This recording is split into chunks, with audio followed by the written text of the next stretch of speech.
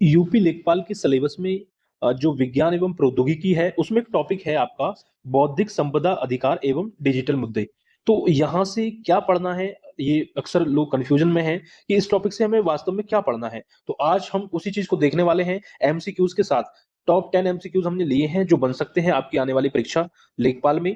तो चलिए शुरुआत करते हैं और बहुत ही शानदार ये सेशन होने वाला है। आपको देखकर ही अंदाजा लग जाएगा, तो लास्ट तक वीडियो को देखें, बहुत छोटी सी वीडियो होगी। सबसे पहले हम यहाँ पे देखेंगे बौद्धिक संपदा आखिर है क्या। बौद्धिक संपदा अधिकार, आईपीआर इसको बोलते हैं, इंटेलेक्चुअल प्रॉपर्टी। ठीक है, इंटेलेक्चुअल प्रॉपर्टी, बौद्धिक संपदा अधिकार। इसमें क्या है कि मानव मस्तिष्क की रचनात्मक साहित्य, संगीत, कला, आविष्कार, डिजाइन से सृजित उत्पादों को बौद्धिक संपदा कहा जाता है। इसे कानूनी सुरक्षा प्रदान करना ही आईपीआर है। ठीक है, आगे बात करें, जो संगठन है इसके लिए संगठन बनाया गया है वीपो, जिसको बोलते हैं WIPO, वीपो, विश्व बौद्धिक संपदा संगठन। इसकी स्थापना की यदि हम बात करें तो 14 जुलाई 1967 को इसकी स्थापना हुई। ठीक है, मुख्यालय कहाँ है इसका, जिनेवा में है। ठीक है, और भारत कब शामिल हुआ इसमें, विश्व बौद्धिक संपदा संगठन में जो है भारत कब शामिल हुआ, तो 1975 में हुआ। ये आप याद रखेंगे। देखिए यहाँ पे वो पॉइंट हमने लिए हैं केवल जो पूछे जा सकते हैं, जो महत्वपूर्ण है। ठीक है, तो सारी चीजों को एक बार देखते चलिएगा सरसरी निगाह से। देखिए, ठीक है, बौद्धिक संपदा क्या हुई, इंटेलेक्चुअल प्रॉपर्टी क्या हुआ, वीपो जो है इसकी स्थापना कब हुई, 14 जुलाई 1967, जेनेवा में मुख्यालय है, भारत 1975 में शामिल हुआ, और विश्व बौद्धिक संपदा दिवस कब मनाया जाता है, याद रखेंगे 26 अप्रैल को, मोस्ट इंपोर्टेंट है। ठीक है, चलिए यहाँ पे जिस प्रकार के प्रश्न पूछे जा सकते हैं वो भी हमने लिए हैं। ठीक है, तो बिल्कुल कहने का मतलब है ये टॉपिक ना आपको कितना पढ़ना है, क्या पढ़ना है, वो सारी चीजें आज इस वीडियो में कवर हो जाएंगी। इसके बाद आपको इस टॉपिक से रिलेटेड तो अलग कुछ भी पढ़ने की जरूरत नहीं पड़ेगी। ठीक है, इसी से काम हो जाएगा। प्रश्न यदि यहां से बनेगा तो यहीं से प्रश्न आपको देखने को मिलेगा, नहीं तो कहीं से नहीं मिलेगा, किसी का पढ़ाया हुआ नहीं आएगा। कोई फायदा नहीं है एक एक घंटे की वीडियो देखने का। ठीक है, चलिए, राष्ट्रीय आईपीआर नीति 2016। ठीक है, इसका नारा यदि आपसे पूछ ले तो याद रखेंगे क्या था, रचनात्मक भारत, अभिनव भारत। ठीक है, और ये नोडल विभाग क्या था इसका, आईपीआर नीति 2016 का नोडल विभाग कौन सा है, औद्योगिक नीति और संवर्धन विभाग, DPIIT। ठीक है, DPIIT, औद्योगिक नीति और संवर्धन विभाग, ये नोडल विभाग है राष्ट्रीय आईपीआर नीति 2016 का। ठीक है, नारा याद रखेंगे, रचनात्मक भारत, अभिनव भारत। अब बात करें यहाँ पे ग्लोबल इनोवेशन इंडेक्स में 24-25 में भारत की रैंक कितनी थी, 39 थी। लेकिन बात करें हम यहाँ में 2025-26 की रैंक क्या है, तो 38 है, क्योंकि ये सितंबर के आसपास जारी करता है ग्लोबल इनोवेशन इंडेक्स रिपोर्ट। तो 2025 की रैंक है 38वीं। ठीक है, इसे याद रखेंगे, इसको याद मत करो, 38वीं याद रखो, 2025 की है 38वीं। ठीक है, मोस्ट इंपोर्टेंट है, इसको याद करेंगे। ठीक है, चलिए, अब यहां से किस प्रकार के प्रश्न बनेंगे वो वहां पे देख लेते हैं। जैसे कि वीपो का मुख्यालय आपसे पूछ लेगा कहाँ स्थित है, तो आप कहेंगे सर जेनेवा में स्थित है। ठीक है, कहाँ पे है, जेनेवा में स्थित है। और मनाया कब जाता है, 24 अप्रैल को मनाया जाता है। ठीक है, बौद्धिक संपदा दिवस कब मनाया जाता है, सॉरी 26 अप्रैल को। कब मनाया जाता है, 26 अप्रैल को, 24 नहीं 26 है। ठीक है, 26 अप्रैल को ये मनाया जाता है। ठीक है, चलिए, और कैसा बन सकता है प्रश्न कि भारत की राष्ट्रीय आईपीआर नीति किस वर्ष मंजूर की गई, 2014, 16, 20 या कब की गई, तो आप कहेंगे 2016 में जो ये की गई। ठीक है, मंजूर, भारत की राष्ट्रीय आईपीआर नीति 2016 में मंजूर की गई। ठीक है, चलिए आगे देखते हैं आईपीआर के मुख्य प्रकार और उनकी समय सीमा। देखिए यहाँ पे ना हम कर क्या रहे हैं, हमारा सीधा सीधा उद्देश्य ये है कि टू द पॉइंट उन चीजों को पढ़ें जो कि यूपी लेखपाल के सिलेबस में है। कोई फालतू की इधर उधर की चीजें नहीं पढ़ने से कोई फायदा नहीं है, एक एक घंटे की वीडियो देखने से कोई फायदा नहीं है। जहां पे 10 मिनट में काम आपका चल रहा है, एक टॉपिक आपका कवर हो रहा है, एक नंबर आपका क्लियर हो रहा है, तो वो चीजें पढ़िए, कोई फालतू की चीजें पढ़ने की जरूरत नहीं है। ठीक है, अब यहाँ पे देखिए सारी चीजों को एक एक करके समझिए, बहुत अच्छी चीजें हैं यहाँ पे, इन पे यहाँ से प्रश्न बनने की संभावना बहुत ज्यादा है। देखिए, पेटेंट क्या होता है इसको समझिए, कॉपीराइट क्या होता है, ट्रेडमार्क क्या होता है। ठीक है, सुना आपने, नाम तो ये सब सुने हैं।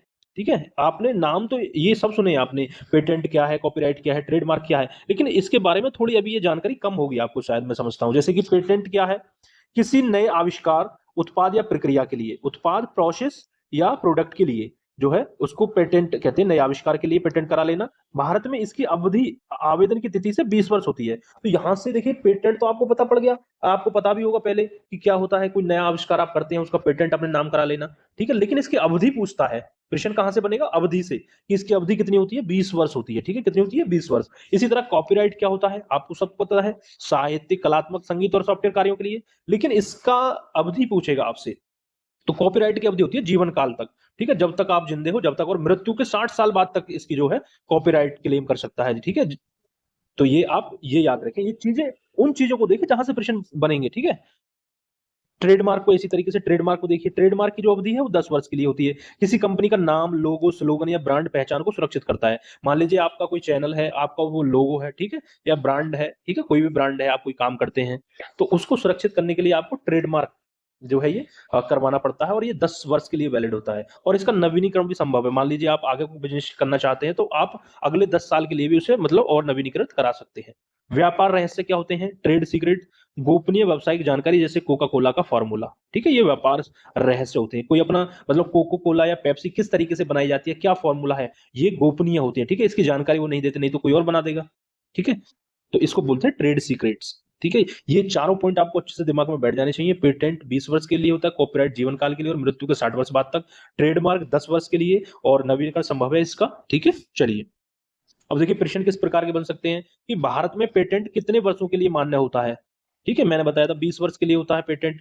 ट्रेडमार्क कितने के लिए? टी से 10, 10 वर्ष के लिए, और नवीनीकरण भी इसका संभव है, ठीक है, ऐसे ट्रिक बना लीजिए। और कॉपीराइट तो भैया जीवन काल का है, और मृत्यु के 60 वर्ष बाद तक भी होता है, ठीक है। ऐसे प्रश्न बनेंगे एग्जाम में। यदि मैं कह रहा हूं ना, यदि यहां से प्रश्न बनेंगे तो ऐसे ही बनेंगे, और यहीं से देखने को मिल जाएगा आपको। ज्यादा इधर उधर भागने की जरूरत नहीं है, एक एक घंटे की वीडियो देखने से कोई फायदा नहीं है। ऑथेंटिक चीजें पढ़िए, टू द पॉइंट चीजें पढ़िए, जो वास्तव में है सिलेबस में। क्या चाह रहा है एग्जामिनर आपसे? साहित्यिक कार्यों के लिए कौन सा अधिकार दिया जाता है? पेटेंट, ट्रेडमार्क, कॉपीराइट, या आपका जीआई टैग, बताइए। तो साहित्यिक कार्यों को ऐसे बनेगा प्रश्न, साहित्यिक कार्यों के लिए कौन सा अधिकार दिया जाता है? देखिए आपने पढ़ तो सब लिए, लेकिन आप कंफ्यूज हो जाएंगे, तो प्रैक्टिस भी जरूरी है, इसलिए हम बता रहे हैं कॉपीराइट दिया जाता है, ठीक है, साहित्यिक के लिए जो साहित्यिक अधिकार वगैरह होते हैं। जो यहाँ पे देखिए हमने बात भी की थी इसकी, कि साहित्यिक, कलात्मक, संगीत, सॉफ्टवेयर कार्यों के लिए ये कॉपीराइट अधिकार दिया जाता है, ठीक है। ऐसे चीजों को पढ़ें, ताकि मतलब एक बार में ही आपका पूरा टॉपिक कंसेप्ट सहित क्लियर हो जाए। आगे भौगोलिक संकेत, जीआई टैग और यूपी बेसिस में यहाँ पे हम देखेंगे। देखिए मैं एक चीज आपको क्लियर कर दूं, जो यूपी में हाल ही में जीआई टैग मिले हैं, हालांकि हम उसे यूपी जीके के साथ हम कवर कर लेंगे उसको, ठीक है, हम करा देंगे, आप भी एक बार देख लीजिएगा, ठीक है, जो यूपी में हाल ही में जीआई टैग मिले हैं, ठीक है। और देखिए भौगोलिक संकेतक जो है उन उत्पादों को दिया जाता है जो किसी विशिष्ट भौगोलिक क्षेत्र, जैसे बनारसी साड़ी से आते हैं। इसकी अवधि 10 वर्ष होती है, ठीक है, इसकी भी अवधि जीआई टैग की भी 10 वर्ष होती है, और इसको भी नवीनीकरण किया जा सकता है इसका भी, ठीक है। और देखिए यहाँ पे जैसे कुछ उत्तर प्रदेश के जीआई टैग है, जैसे यूपी में भारत में जीआई टैग 75+ वाला राज्य है, ठीक है, और भी ज्यादा हो गए हैं अब तो।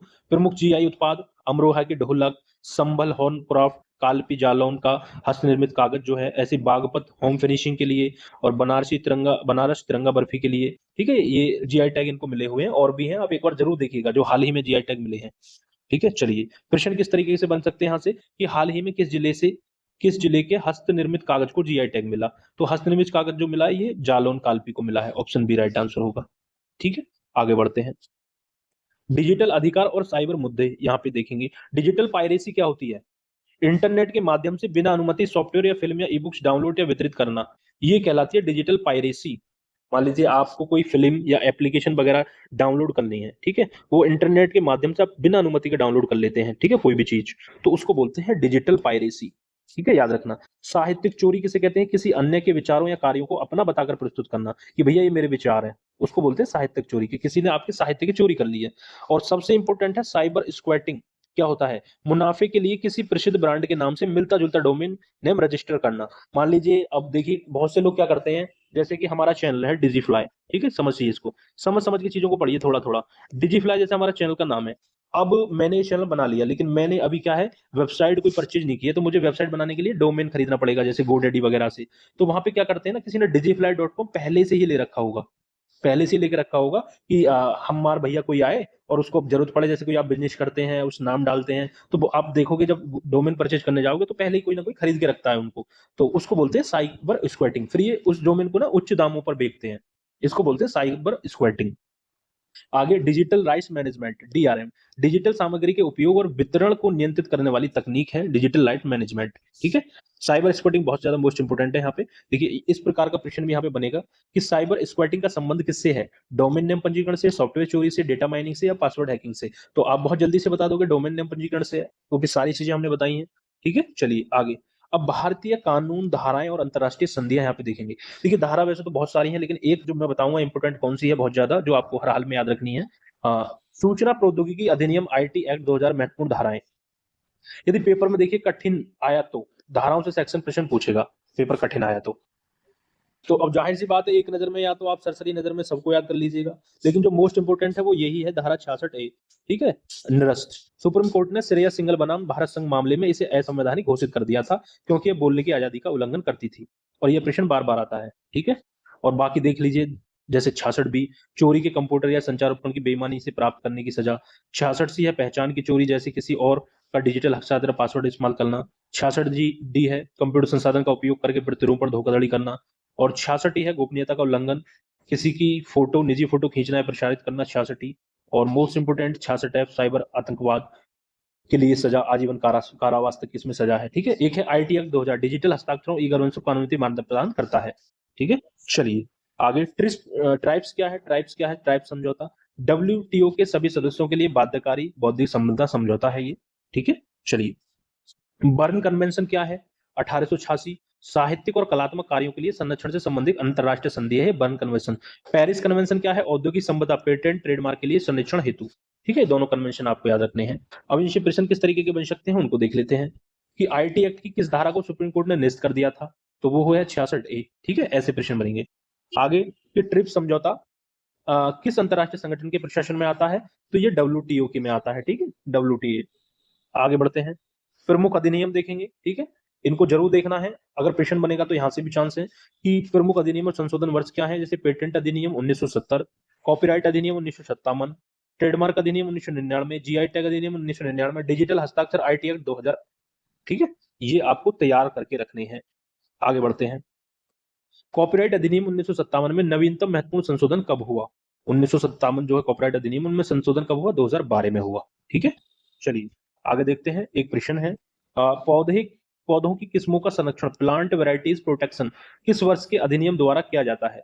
तो ये 2001 इसका राइट आंसर हो जाएगा। ठीक है, 2001।